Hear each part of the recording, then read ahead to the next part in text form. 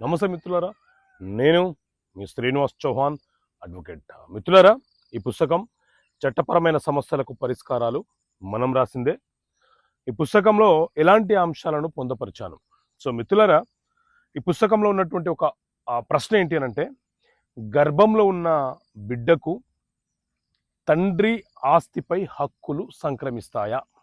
So మిత్రులారా, ఒక వ్యక్తి వివాహం చేసుకున్న తర్వాత భార్య గర్భం దాల్చిన తర్వాత అతను ఆకస్మికంగా మరణించిన సందర్భంలో లేదా వివాహం చేసుకున్న తర్వాత భార్య గర్భం దాల్చిన తర్వాత భార్య భర్తల మధ్య ఏవైనా గొడవలు వచ్చి విడాకులు తీసుకున్న సందర్భంలో ఆ బిడ్డ ఆ తండ్రి యొక్క వారసత్వపు ఆస్తులకు వారసుడవుతాడా లేదా?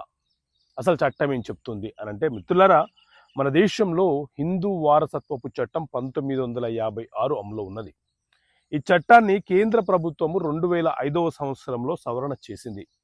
ఇందులోని సెక్షన్ 20 ప్రకారంగా ఒకవేళ భర్త మరణించే నాటికి ఆ భర్త సంపాదించిన ఆస్తి కావచ్చు, లేకపోతే భర్తకు వారసత్వంగా వచ్చినటువంటి ఆస్తి ఉండవచ్చు. ఏ ఆస్తి అయినా సరే ఆ ఆస్తిలో ఆ భార్య గర్భంలో ఉన్నటువంటి బిడ్డకు కూడా హక్కులు సంక్రమిస్తాయి.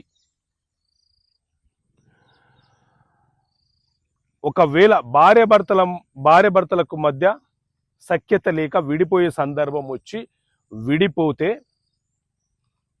ఆ భార్య మరొక వ్యక్తిని వివాహం చేసుకున్నా ఆ భార్యకు ఈ భర్త ద్వారా జన్మించినటువంటి బిడ్డ కుమారుడైనా కుమార్తె అయినా ఎవరైతే ఉన్నారో ఈ తండ్రి ఆస్తిలోనే వాటా కోరే హక్కు కలిగి ఉంటారు.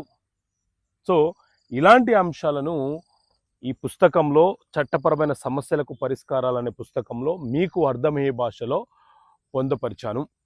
ఈ పుస్తకం కావాలనుకునే వ్యక్తులు ఇక్కడ కనిపిస్తున్న నెంబర్కి కాల్ చేసి జీపే ఆర్ ఫోన్పే ద్వారా 650 రూపాయలు చెల్లించి పోస్ట్ ద్వారా పొందవచ్చు. పోస్టల్ ఛార్జెస్తో కలుపుకొని 650 రూపీస్. ఓకే మిత్రులారా, థ్యాంక్ యూ. జై హింద్.